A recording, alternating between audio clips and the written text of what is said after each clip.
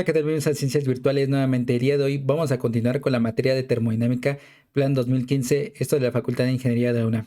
El día de hoy vamos a comenzar con el tema 5, el cual es el subtema 5.1, establecimiento de una metodología general en la resolución de problemas bajo las consideraciones de fronteras reales e imaginarias, paredes adiabáticas y atérmicas, régimen estable o estacionario, régimen uniforme y procesos cíclicos. Por lo tanto, este tema ya viene de la mano con los anteriores, ¿ok? Es decir, tanto con el 2, bueno, desde el 1, desde los conceptos fundamentales, en el que vimos presiones, temperaturas en su mayor parte, al igual que el postulado de estado, que podemos utilizarlo para definir un estado termodinámico y además de usar las otras propiedades, así como también los temas 2 de la primera ley de la termodinámica en su mayoría, lo que sería el tema 3 para las propiedades de la sustancia pura, y el cuarto tema que tiene que ver con los gases ideales, el cual lo vamos a ver en el siguiente subtema 5.2. Son estrategias, por así decirlo, lo que se va a utilizar aquí, y obviamente es demasiados ejercicios. Aquí no tiene que ver más que resolución de ejercicios, pero simplemente vamos a ver la manera de atacar los problemas, ¿ok? Porque todo esto ya es reiterado, es decir, ya se vio todos estos temas con anterioridad, pero vamos a ver las estrategias a resolver. Entonces, veamos lo que nos compite el día de hoy. En primer lugar, recordemos las fronteras reales e imaginarias. Yo los invito a ver la lista de reproducciones del tema 1. Los que apenas ven este video, pues obviamente se pueden ir a esa parte y ver la parte de la definición de fronteras. Tenemos nuestros sistemas, que es el espacio a estudiar. Tenemos nuestros alrededores, que lo que no vamos a estudiar es lo que está al exterior del sistema, y lo que está entre los alrededores y el sistema son fronteras. Ok, lo que separa estos dos espacios. Ahora, las fronteras pueden ser reales e imaginarias. Una de las dos, ok. Entonces, aquí lo que vamos a competir, por ejemplo, en un cilindro émbolo, ahí tenemos el sistema cerrado y tenemos la frontera. En este caso es una frontera móvil e imaginaria, porque se puede tanto comprimir como expander, y esa frontera puede estar moviéndose, por así decirlo. Entonces, aquí precisamente se ven unas cotas, o bueno, lo que serían unas líneas interlineadas, y lo que veríamos es el cambio precisamente del volumen, que sería una frontera móvil e imaginaria, es decir, no están sujetas realmente, o sea, no son reales.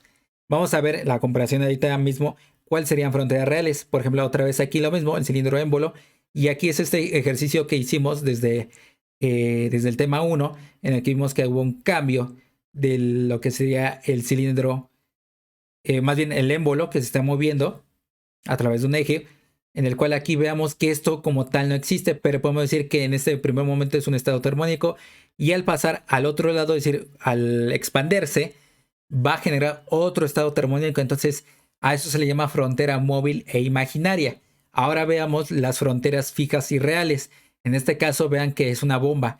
Aquí la frontera es fija y real, es decir, ustedes cuando vean una bomba en sus casas, todo lo que está envolviendo a la bomba, pues esa es la frontera real, ¿ok? También pasa lo mismo para la turbina, que es una frontera fija y real, ¿ok? Y vamos a ver el otro tema, que lo que sería importante, paredes adiabáticas. Es decir, recuerden que las paredes adiabáticas y las diatérmicas son las que dejan, van a dejar transmitir o transferir energía. ¿En qué forma? En forma de calor. Entonces la parte adiabática es decir que no transfieren energía en forma de calor, que en este caso van a ser turbinas, bombas, compresores y válvulas de estrangulamiento. También se menciona en la literatura lo que serían las tuberías. Vamos a ver algunas partes de las tuberías, porque eso tocaría a mecánica de fluidos y no nos importa tanto esa parte de las tuberías, pero bueno, eh, vamos a ver que las tuberías, dependiendo el largo de la tubería y aparte el área que está envolviendo, puede ser que transfiera calor, puede llegarse a convertirse sus paredes diatérmicas. Pero cuando son cortas y cuando su área es mucho menor a lo que podemos establecer como una transferencia de calor, ya sea por conducción, convección o radiación, pues obviamente va a ser despreciable, ¿ok? Y ahí tenemos diagrama más aproximado de lo que sería con las paredes adiabáticas. Tenemos nuestro sistema y ahí tenemos nuestra pared adiabática. ¿Qué quiere decir eso? Que no va a haber transferencia de calor.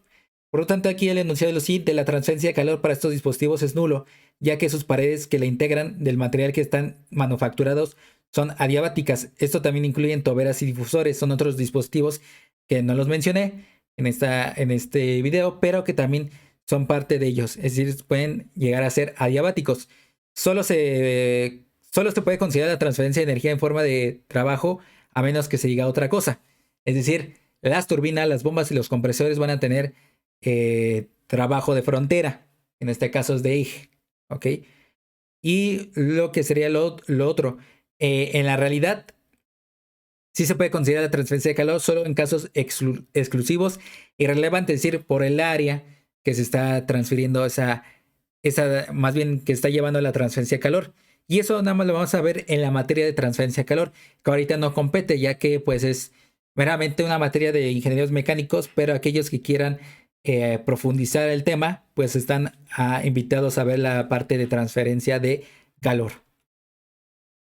Veamos las paredes diatérmicas. En este caso son las que sí dejan permitir la transferencia de calor. En este caso una caldera, que es un intercambiador de calor, un condensador también es un intercambiador de calor, un evaporador que se encuentra en los refrigeradores o en los aires, más bien en los aires acondicionados. En este caso también va a ser un intercambiador de calor. Entonces, por lo tanto, ahí tenemos nuestro sistema y aquí está la pared diatérmica, la que permite con el entorno transferir calor. ¿Ok? En este caso es una pared diatérmica. La transferencia de calor para estos dispositivos es considerado, ya que entre ellos intercambian su energía con los exteriores o alrededores, como es el caso del condensador y el evaporador en un refrigerador. La caldera se utiliza para aumentar la temperatura del fluido de trabajo para ciclos termodinámicos de vapor. Por lo tanto, la transferencia de calor es apreciable, mientras cualquier intercambio de trabajo es nulo, a menos que se diga lo contrario. Y bueno, aquí en la mayor parte, pues obviamente siempre se va a involucrar la transferencia de calor para las calderas, condensadores, evaporadores, pero cualquier trabajo de frontera, en este caso de eje, no se va a considerar. ¿Ok? A menos que nos coloquen algo ahí para poderlo involucrar. Ahora recordemos lo que es régimen estacionario o permanente. Son sinónimos, ¿ok? En un volumen de control. No tiene cambios en la velocidad de elevación, diferencia de alturas durante un proceso termodinámico. Y ahí tenemos la primera ley de la termodinámica, que es en este caso la variación de la energía del sistema, es la variación de la energía potencial, cinética y la energía interna. Pero eso es para un fluido estático. Para un fluido dinámico sería de esta forma. Se va a involucrar la diferencia de presión por volumen. Aquí recordando algo énfasis, que cuando se esté moviendo una tubería es una diferencia de presiones y el volumen se va a mantener entre comillas constante siempre y cuando el diámetro de la tubería también sea constante, ¿ok? Y ya cuando pasa a ciertos dispositivos la presión puede llegar a ser constante, pero puede estar cambiando el volumen, ¿ok? Ahí tenemos la forma más completa de la primera ley de la termodinámica, la diferencia de la energía potencial más la energía cinética más la energía interna es igual al calor más el trabajo. Cuando es de régimen estacionario, se anulan estos tipos de energía, tanto la potencial como la cinética. Sin embargo, por ejemplo, para lo que serían turbinas, en algunas ocasiones la diferencia de elevación entre lo que serían las tuberías van a considerarse, ¿ok? Entonces se van a considerar la potencial y la cinética parte también. Entonces hay que tener cuidado cuando se trate de ese caso, ¿ok? Y la energía interna es igual al calor más el trabajo. En un balance de masa, la derivada de la masa respecto al tiempo será igual a 0 en un régimen estacionario. Ahí tenemos la derivada de la masa respecto al tiempo es igual al flujo másico de entrada menos el flujo másico de salida. Por lo tanto, la derivada de la masa respecto al tiempo es igual a 0 en un régimen estacionario. Por lo tanto, al último podemos ver el balance de masa como la sumatoria de todos los flujos másicos de entrada es igual a la sumatoria de todos los flujos másicos de salida. Ahora bien, en un régimen estable, que es casi, muchos lo confunden, pero tiene que ver con la energía total, la energía que está involucrando, pero en este caso por unidad de tiempo, ¿ok? En un volumen de control. El flujo másico que entra al volumen de control es constante, no varía con el tiempo y la variación de energía tampoco. Es decir, la derivada de la energía del sistema respecto al tiempo es igual a 0 y por lo tanto lo podemos ver de esta forma. La variación de la energía del sistema es igual al diferencial inexacto del calor más un diferencial inexacto del trabajo, que es igual a la potencia térmica más la potencia de trabajo que está involucrando, y quedaría de esta forma. Una vez ya desarrollado, que ustedes, yo les invito a ver el tema 2.5 o 2.4 más bien. En el 2.4 se desarrolló toda esta ecuación y por lo tanto ahí es la forma resumida, ¿ok? Ahí debemos de identificar el dispositivo que vamos a estar trabajando y vemos qué es lo que va a estar eliminándose de todos esos términos, ¿ok? Un régimen uniforme no es más que una consecuencia del régimen estable. Un régimen del tipo uniforme es una consecuencia del régimen estable que tiene características como en cualquier instante durante un proceso termodinámico el estado del volumen de control es uniforme. Es igual en todas, pero proporcional. Es decir, todas van a estar en serie a lo conforme vaya cambiando las características. Es decir, si va aumentando la temperatura, va cambiando sus características de forma proporcional. Las propiedades del fluido pueden diferir de una entrada o salida a otra, pero el flujo en una entrada o salida es uniforme y estable. Es decir, van a ser igualmente constantes, no va a haber como pérdidas en ese caso. No estamos involucrando nada ahorita de mecánica de fluidos, pero cuando vayan a ver termofluidos o mecánica de fluidos, van a ver muchísimas de las cosas que puede cambiar durante toda esta instancia de termodinámica, porque ya se consideran pérdidas en el fluido precisamente.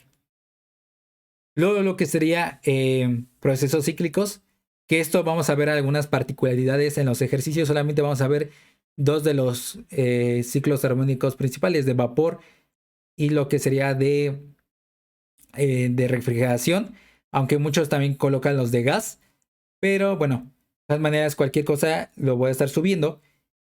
Pero aquí lo importante es rescatar lo siguiente.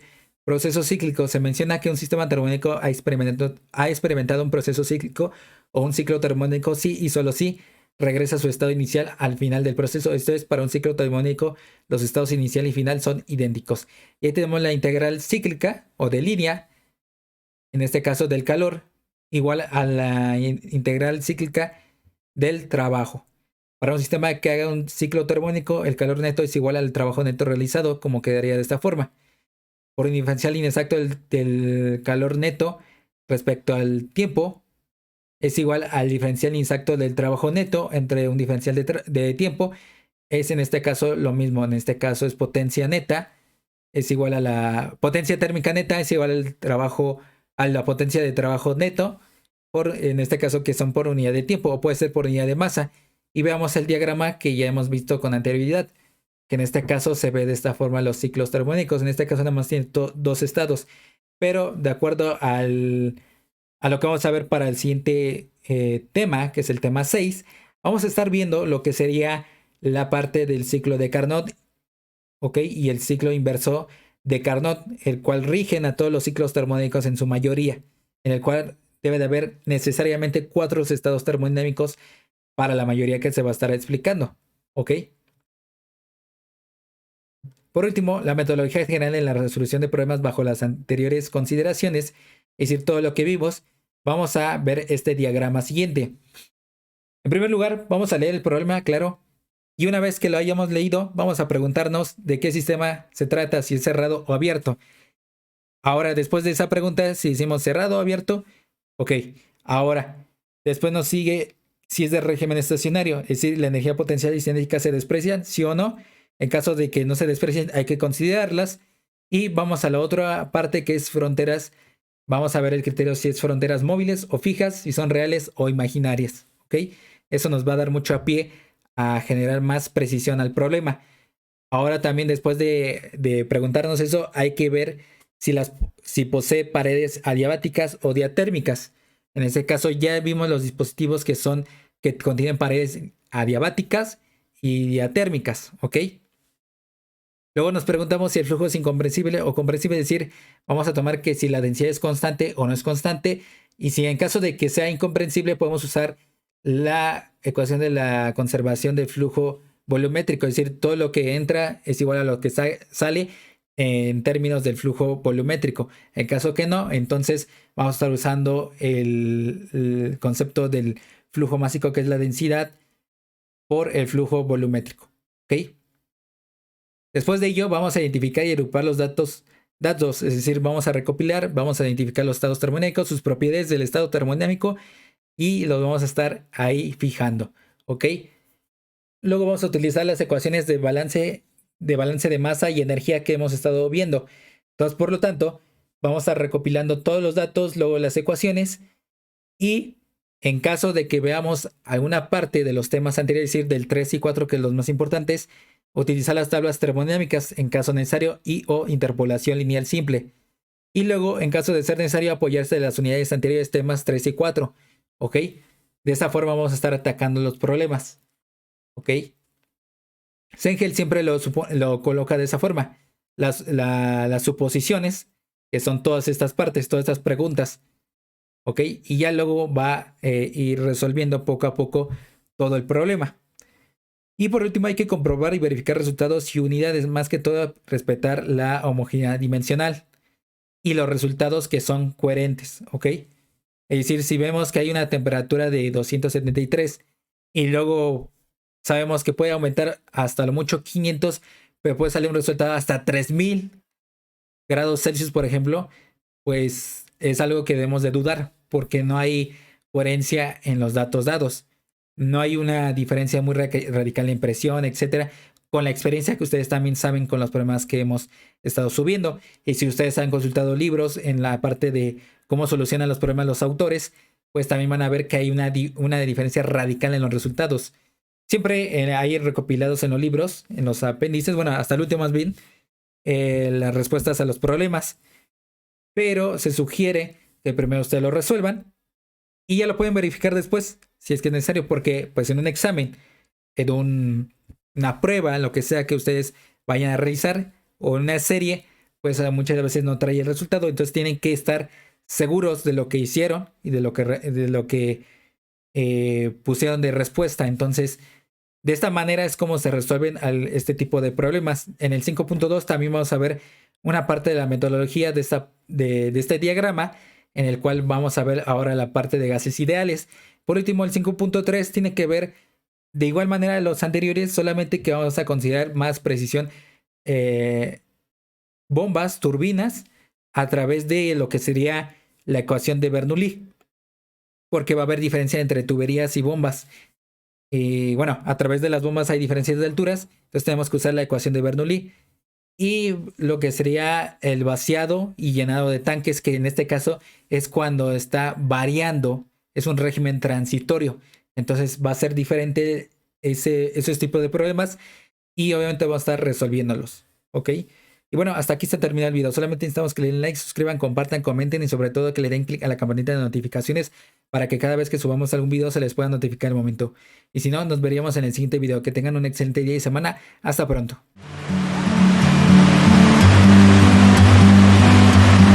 Bird on a tree. I'm just sitting here. I got